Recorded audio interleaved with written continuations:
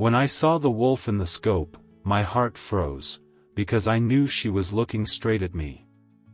I'd been stalking through the pines of northern Idaho alone for 3 sun-bleached days, chasing the old thrill of the hunt.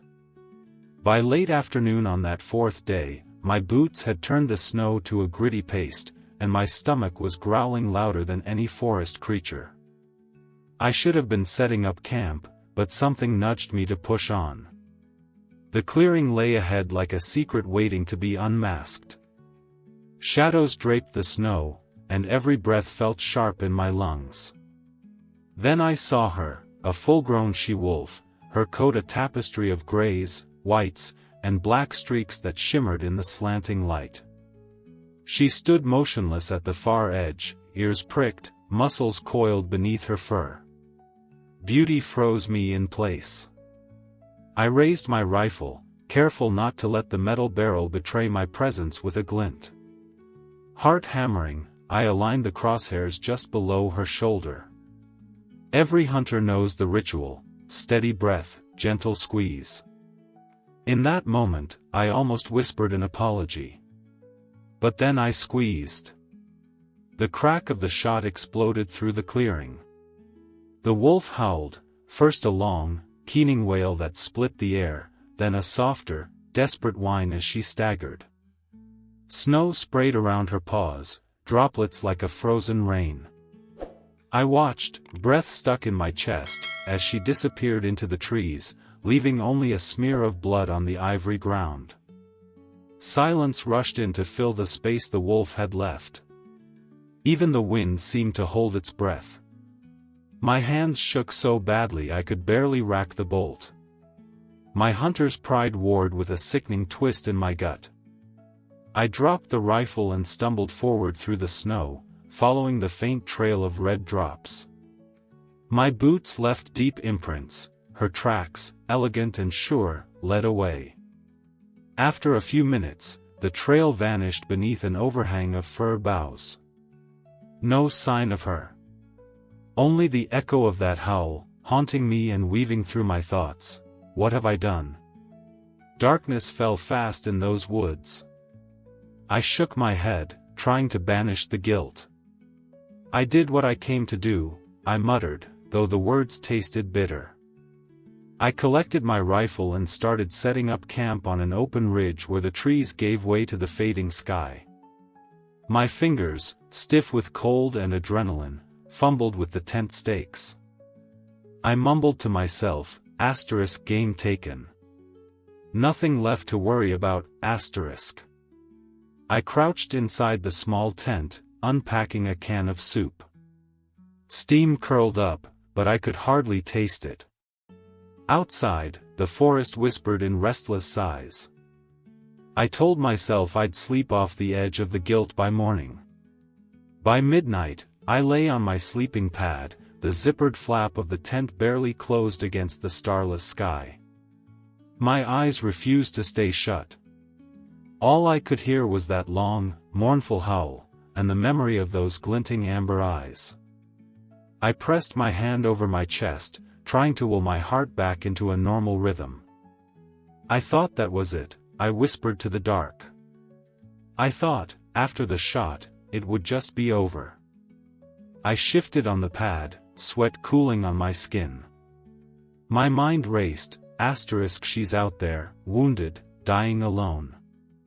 I did this, *. Still, sleep came eventually, fitful and shallow.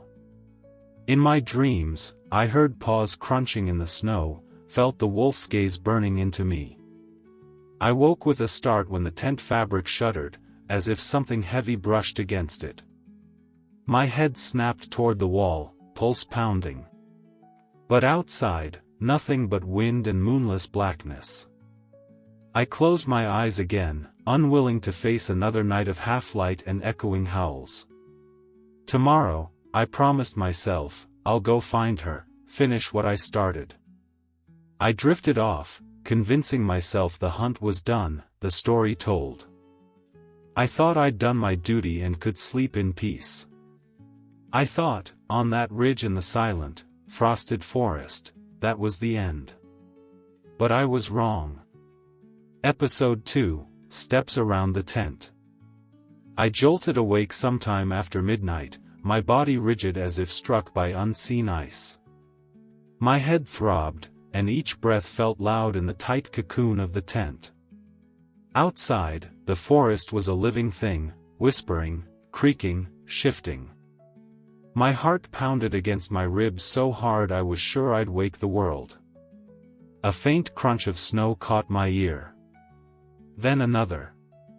Soft, careful, like someone tiptoeing around the perimeter. My pulse spiked, every hunter's fear of a sudden charge raced through me. It's coming back for me, I thought, panic coiling in my gut. I fumbled for my headlamp, snapping it on. The beam trembled in my hand as I peered through the thin nylon wall. Snow drifted by outside under a dark sky, but no shape emerged. Crunch. Crunch. Whispers of movement circled the tent. I felt the ground shake under invisible footsteps, first to my left, then behind, then in front again. My breath hitched. This wasn't the rush of an attack. It was cautious. Purposeful. As if someone, or something, was walking the edge of my little fortress. I swallowed hard, yanking aside the flap and swinging the lamp out. Gasping, I scanned the clearing. Moonlight, or its absence, made everything gray and shapeless. Trees stood like silent sentinels. Snow lay undisturbed except for my own footprints. I stepped out, rifle raised, boots crunching loud. The cold air stung my lungs. I called out in a low voice, trying to sound fearless, "Hello? Who's there?" Only my echo answered, fading into the pines. I advanced in a tight circle, eyes straining for movement. I thought I saw a shadow slip behind a trunk, then nothing. My throat went dry. Then it came, a single, drawn-out howl. Not the fierce, pack-defining scream of a wolf challenging an intruder, but a sorrowful, longing song that seemed to bend the air around it. One voice, stretched thin over the dark. My legs trembled. Part of me wanted to load the rifle and fire into the night. Part of me wanted to drop to my knees and beg forgiveness. Fear and shame churned together so violently I thought I might collapse. What have I done? I closed my eyes against the light and whimpered, remembering the shot that felled her. The bullet ripping through her side. The way she had looked at me, not with hatred but something deeper, betrayal, maybe, or sheer disbelief. I took a shaky step backward, leaning on the tent's frame. My breath came in ragged gasps. The snow around me was pristine, untouched, except for the faint circles made by those tentative footsteps. My shame weighed heavier than my fear. I pictured her there, wounded, calling across the trees, calling me. And I had left her to die alone. The wind sighed, carrying that soft, mournful howl once more. It sunk into my bones. I bit my lip to keep from crying out. Fear ran cold in my veins. Every story I'd ever heard about wolves returning to finish the job flashed behind my eyelids. Yet this wasn't the growl of vengeance. It was something else entirely, a song of grief. I blinked up at the inky sky. I tried to steady my voice. "I'm sorry," I said to the darkness. Silence answered. Then another footstep, closer this time, as if drawn nearer by my confession. My heart slammed against my ribs again. I wondered if I should run, dive back into the tent and slam the door, pretend I never saw a thing. But I didn't move. The night stretched, and the only sound was my own breathing and the soft pad of paws on snow. I held my rifle loosely, useless now. Minutes crawled by. Eventually the steps receded, circling away until they vanished into the black. The breeze carried off the last echoes of that lonely howl. I stood rigid in the clearing, chest heaving. Every instinct screamed to track her down, to end her suffering or prove she was truly gone. But my legs refused to obey. My mind raced, maybe it was just her mate, searching. I shuddered, shaking my head. I'd watched her fall. Only one wolf had been there through it all. But I told myself what I needed to hear, maybe a male was following her trail, drawn by the blood scent, looking for her. That made sense. I closed the tent flap with trembling hands and crawled inside, pressing my back to the wall. My limbs felt numb, but my mind burned bright with guilt and fear. As I lay back down, I whispered into the dark, probably just her mate looking for her. He won't hurt me. I tried to will sleep back into me, but the forest had changed, no longer a silent backdrop, but a witness. And somewhere out there, something mournful walked in circles, listening. I thought that would be the end of it.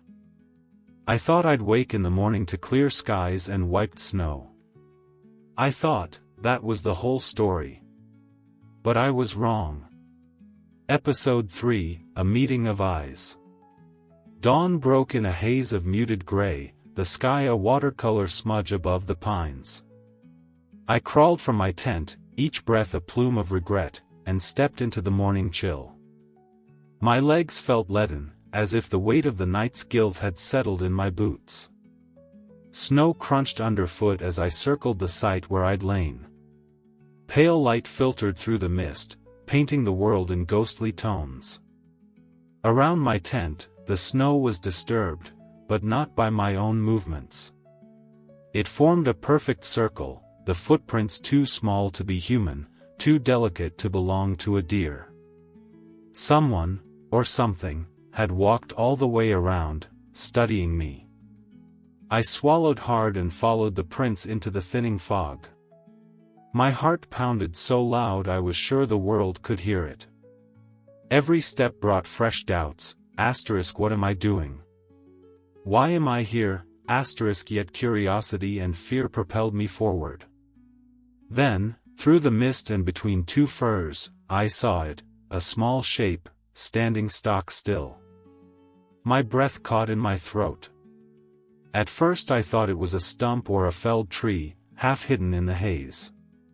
But then it moved. A wolf pup, no larger than a medium-sized dog, its fur puffy and matted with frost. It stared at me with luminous yellow eyes that cut through the gloom. For a heartbeat, I felt rooted to the spot. He wasn't trembling or cowering, he stood with a calm that defied his size. And when our gazes locked, I felt it like a blow to the chest. He looked at me as if I were one of his own. I could not move. My rifle hung useless on my shoulder. My mouth went dry. I wanted to speak, to tell him I was sorry, to plead for forgiveness, but no words came.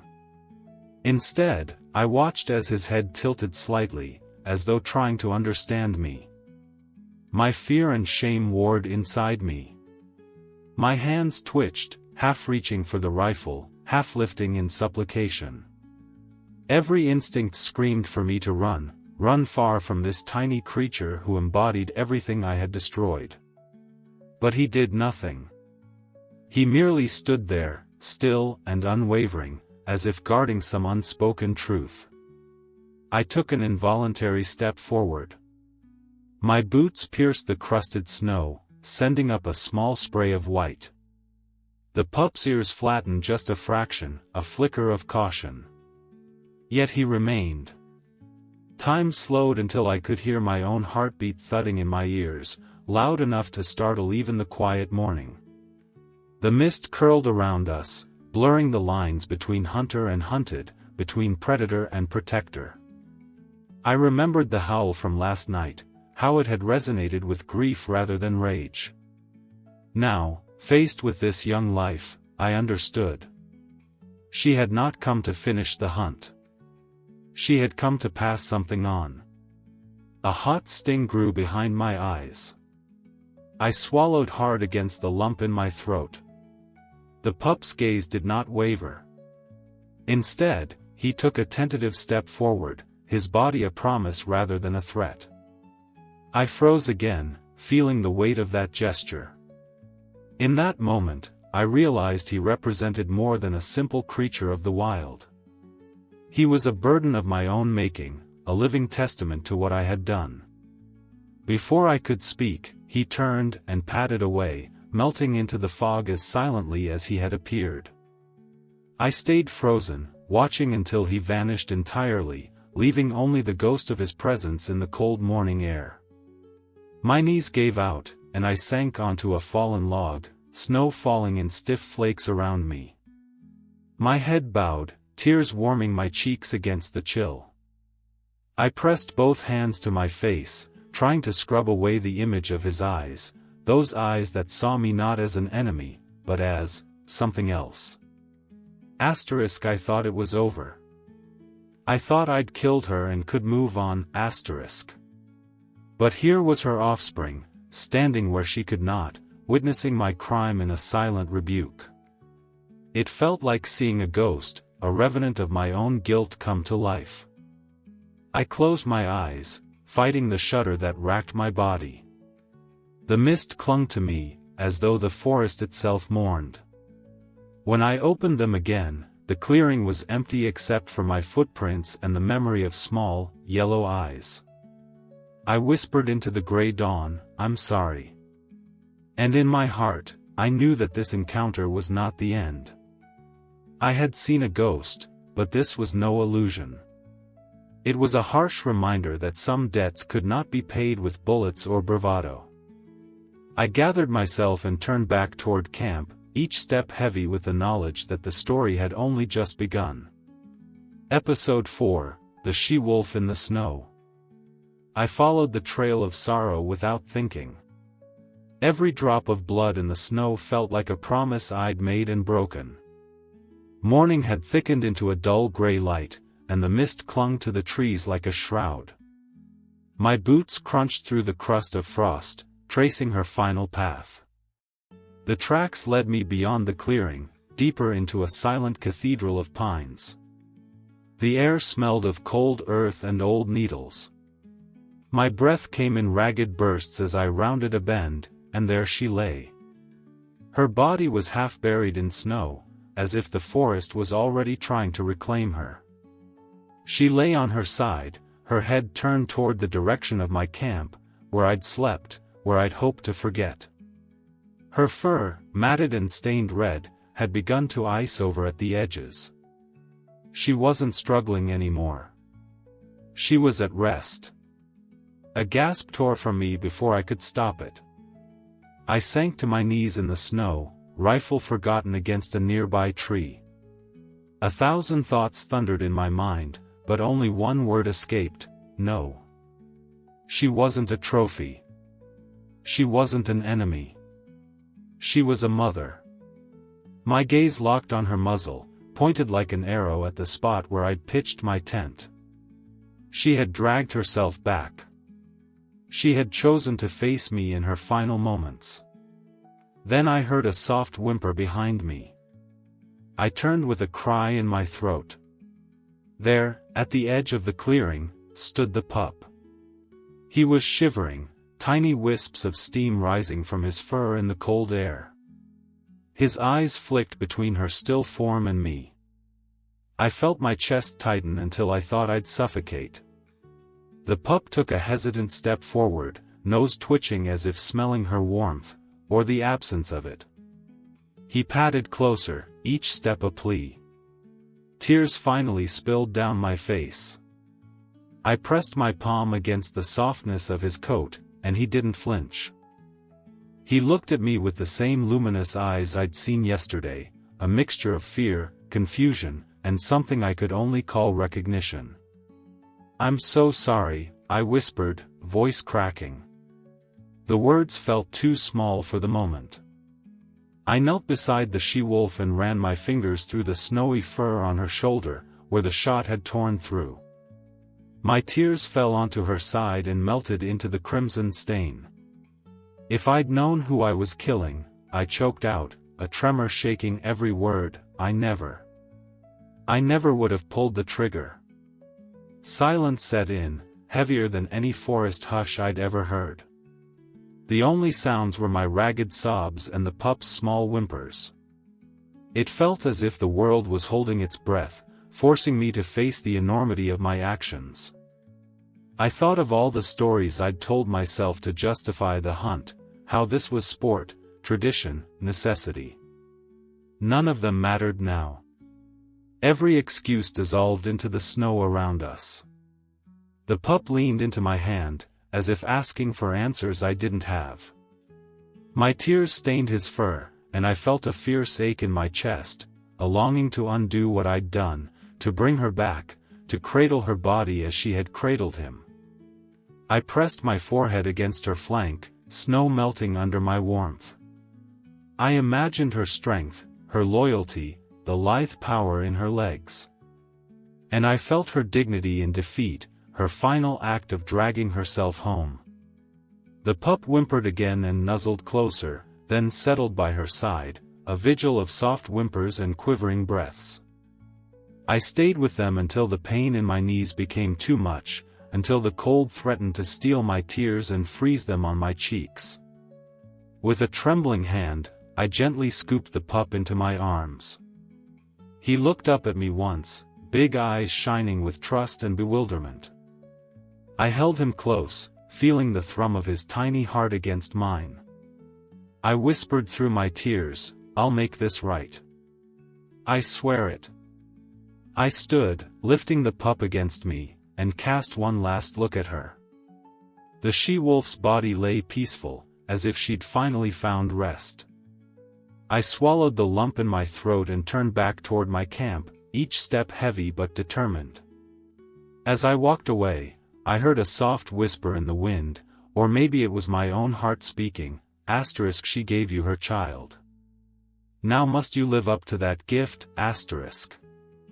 And in that moment, I knew my hunt had only just begun, not for trophies, but for redemption. Episode 5, The Decision. The forest road back to my cabin felt impossibly long, each step heavy with the weight of the pup cradled against my chest. His fur was damp and matted, trembling as I held him, as if he expected me to hurt him at any moment. Outside, the wind rattled the bare branches, but inside me, a different storm roared, guilt, fear, and a fierce determination to keep him safe. When I reached the small wood cabin, the front door creaked under my weight as I pushed inside. Dust motes danced in the late morning sun that filtered through the windows. I laid the pup gently on an old blanket beside the hearth, then rummaged in the pantry for scraps, stale bread, cooked rice, and a tin of fish. He watched me with wide, golden eyes, torn between curiosity and terror. "Easy now," I whispered, placing a small heap of bread soaked in water just beyond his nose. He inched forward, sniffing, then snapped the morsel between tiny teeth. His body tensed as he chewed, but he didn't bolt. I let out a shaky breath. Over the next few days, I built a makeshift kennel in the corner of the living room, using an old dog crate lined with blankets. Each evening, I carried him inside and shut the door, only to find him pacing and whining at dawn. He refused to eat from a bowl, licking only the wet bread I offered by hand. At first, I thought he'd grown too weak to fend for himself, then I realized he distrusted everything except my touch. On the third morning, I found him huddled in a corner of the crate, eyes closed against the pain in his body. I knelt beside him and bruised my finger against a chunk of boiled chicken, then pressed it to his lips. He recoiled at first, then slowly opened his mouth and licked. I held his gaze, my voice soft, "You're safe here." More days passed. I cooked small portions of meat and fish over the wood stove, always offering them on the palm of my hand. His body grew stronger, fur filling out where it had been thin. But he remained cautious, ears flicking at every creak, nostrils flaring at every new smell. It took nearly 2 weeks before he took his first meal unhesitatingly, stepping forward to eat directly from a shallow dish I placed on the floor. I watched, heart pounding, as he finished the food and then looked up at me, tail giving a tentative wag. I realized I'd been holding my breath all that time. In that moment, as his amber eyes met mine without fear, I felt something inside me shift. For the first time in years, my cabin held more than dust and silence. It held life, fragile, wary, but alive. I started to leave the door to the crate open, and he would pad out at night, sniff around the old furniture, and curl up on the rug by the hearth. I sat a few feet away, watching him, unwilling to move lest he vanish back into the cold. Sometimes I'd reach out a hand, and he'd press his head into my palm, as though he'd found a place where he belonged. Old habits die hard. At night, I still draped my rifle over the chair back, half convinced I'd need it. But each time I lifted it, he'd lift his head, ears pricked, as if asking, "What's that for?" I'd lower it slowly and whisper, "Not for you." My neighbors in the valley would never believe this tale, a lone hunter adopting a wolf pup. But I didn't care. Each morning, when I opened the curtains to the gray mountains, he was there, standing on the stoop, waiting for me to fill his bowl. The way he looked at me then, it wasn't gratitude. It was acceptance. I told myself I was doing the right thing, that after the mistake I'd made, this was the only atonement possible. I named him Ash, for the pale gray of his coat and the way he rose from the ashes of his mother's death. I thought, he'll stay with me forever. I pictured years ahead, Ash curled at my feet by the fire, his head resting on my boot, both of us content in a quiet understanding. I'd tell stories of the hunt that never mattered, and he'd listen with those knowing eyes that had first frozen my heart in the woods. That night, I lay in bed and peered into the living room where he slept. A soft glow from the stove lit his fur, and his chest rose and fell in a steady rhythm. I closed my eyes and murmured into the dark, "I won't let you go." And in the hollow stillness, I believed I could keep that promise forever. But deep down, I felt a tremor of unease, as if the forest itself was watching, waiting for what would come next. He pulled the door closed behind us and felt the world shift. It was early spring. Snow had melted into muddy rivulets, and pale green shoots pushed through the earth. Ash's coat was thick now, rippling over lean muscles. He was no longer the trembling pup I'd carried from that frozen clearing. He was almost full-grown, tall as a German shepherd, with eyes that held the forest's secrets. I led him to the edge of the treeline behind my cabin. The sun was low, golden light filtering through budding branches. My heart pounded with each step. I kept my hand on his shoulder, as if I could anchor him to this place, to me. But I knew I couldn't. This was his world, not mine. He paused at the border of trees and clearing, nostrils flaring as he drank in scents I could barely imagine, elk trails, hidden waterholes, the faint trace of other wolves. I knelt beside him, fingers trembling as I traced a line down his flank. He leaned into my hand. I caught his gaze, that steady, knowing look. "I have to let you go," I whispered. My voice cracked. "This is where you belong." He lowered his head, pressing it against my chest. I closed my eyes against the lump in my throat. The breeze stirred his fur, and I could smell pine and earth and freedom. I stood and took a step back. He watched me, tail flicking once, twice. Then he turned, padding into the trees. His form blurred as he moved away, disappearing into the green gloom. I stood there until the last flash of his gray coat vanished. My legs shook with emptiness. I thought I'd made the right choice. I thought I was free of guilt, free of responsibility. But the forest felt hollow without him. Back inside the cabin, I stared at the empty hearth. My hands ached for the weight of his body, for the warmth of his breath. I lit the stove and sat beside it, watching the flames dance, wishing ash were curled at my feet. Days passed in a blur of work and restless nights. Each morning I checked the porch, half expecting to see him waiting there. But the steps stayed blank, no prints marring the old wooden boards. I told myself it was silly, that I'd given him back the life he deserved. Then, on the 5th dawn after I set him free, I stepped outside and froze. In the soft, damp earth of the porch, clear as a photograph, were footprints. 4-toed pads, long and lean, pressed into the wood. They led up from the path and stopped at the threshold. My breath caught. My heart thundered so loud I thought he would hear it. I reached down, tracing the cold groove of his print with a trembling finger. I closed my eyes and pressed my palm to the wood, feeling the faint imprint of his weight. "He came back," I whispered. Guilt and wonder clashed in my chest. "He came back, to see if I'm still here?" I sank to my knees, head bowed against the boards. Tears slipped down my face, warm and wet. I thought I'd lost him forever, and he came back. Not for food, not for shelter, but to check on me. I looked up, expecting to see him bounding through the trees, but there was only the quiet morning, the birdsong, the distant drip of melting snow.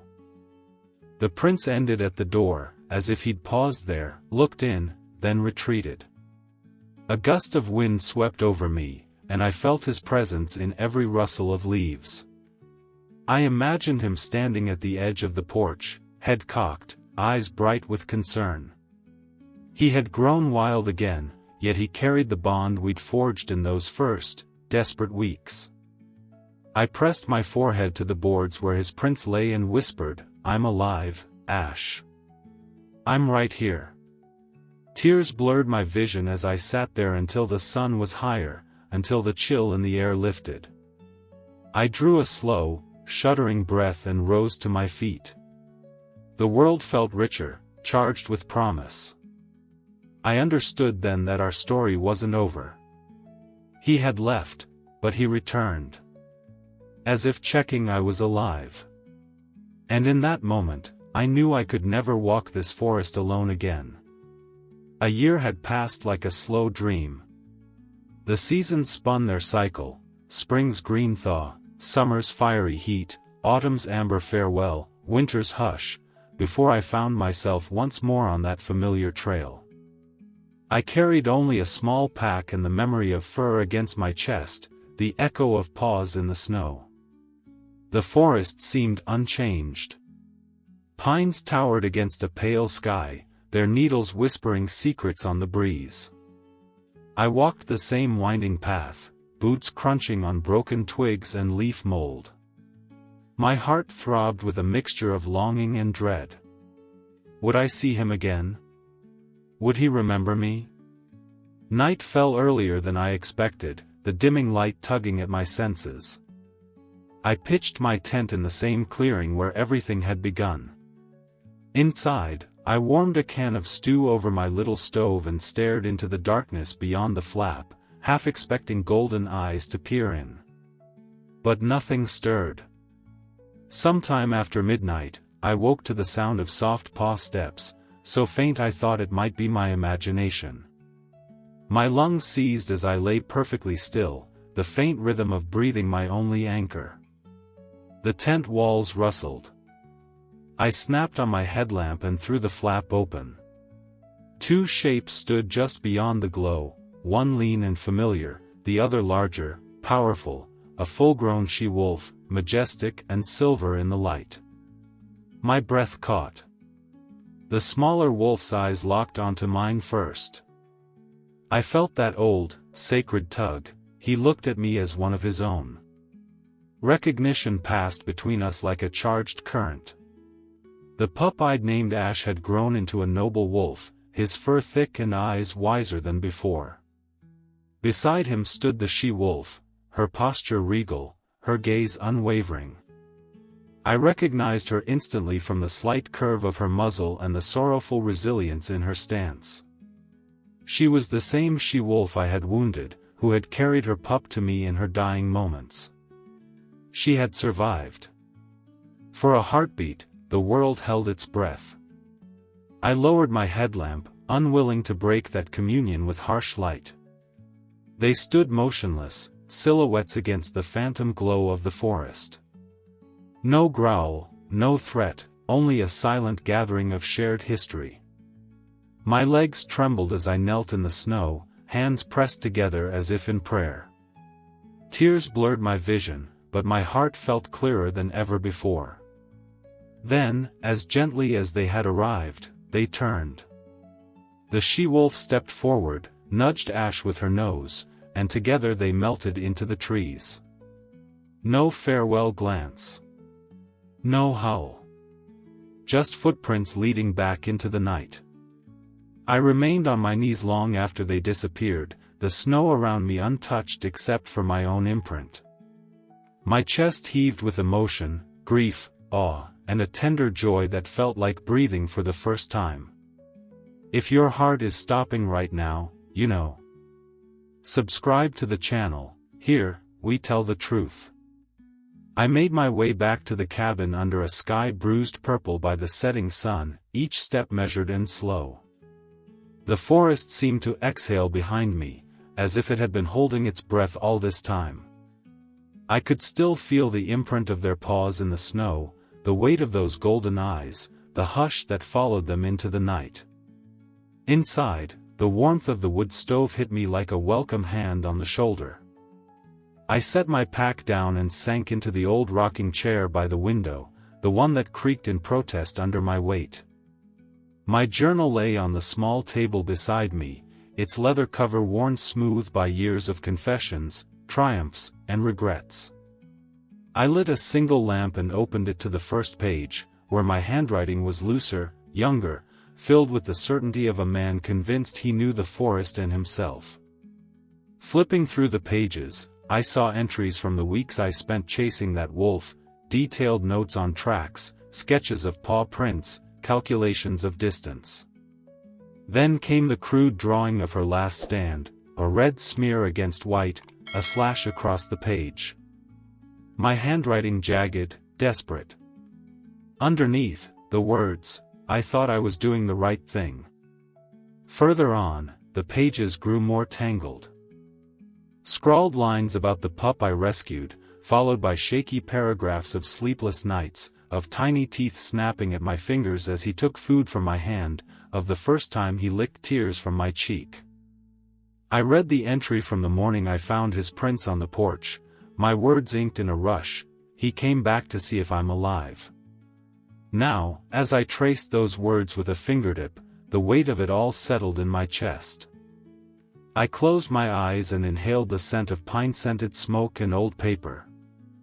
I realized, in that moment, that the forest had come for one truth, and but offered another in return. I had come seeking a trophy, a claim of dominance. Instead, I found grace. I found forgiveness. A wild mother, wounded by my hand, somehow mustered the strength to drag herself back into my life, not to condemn me, but to entrust me with her most precious gift, her pup. Then, a year later, she returned again, not to exact revenge, but to stand beside her offspring in silent acknowledgement that our fates were bound. I took my pen and began to write a new entry, one I'd been too afraid to inscribe until now. I killed her with a single shot. I left her lying in the snow, convinced I had ended her story. But she came to me in her final moments, not to punish me, but to place her child in my care. She did not seek vengeance. She sought hope. My hands trembled as I underlined those lines. I paused, looking up at the dancing shadows on the wall, as if waiting for her eyes to peer back at me. The silence was thick, but it no longer felt oppressive. It felt sacred. I continued. If I had not stood in that clearing, if I had not seen her gaze, I would never have believed such mercy could exist. Nature came for the truth, and left me with forgiveness. In giving me her child, she taught me what it means to truly protect. I set the pen down and leaned back, my chest heavy with realization. My gaze drifted to the door, half expecting to see Ash padding across the threshold, or to feel a soft nudge at my leg. But the cabin was empty, save for the flicker of the lamp and the pulse of my own breathing. I closed the journal and held it to my heart. Then, in a voice barely above a whisper, I spoke the words I needed to seal this confession. I killed her. And she came to me, not to avenge herself, but to trust me with what she valued above all. If I had not stood in that forest, I would never have believed it. But I saw it with my own eyes. I stood and crossed to the window, looking out at the moonlit treetops, their silhouettes shifting in the night breeze. The world beyond my walls felt alive with possibility, as if every whisper of wind carried her spirit and his. Finally, I turned back to the journal one last time and added my closing line. If you believe that animals remember, write, we are not alone in this world. I snapped the journal shut and placed it on the table, next to the lamp. Outside, the forest exhaled again, and I, at last, felt free.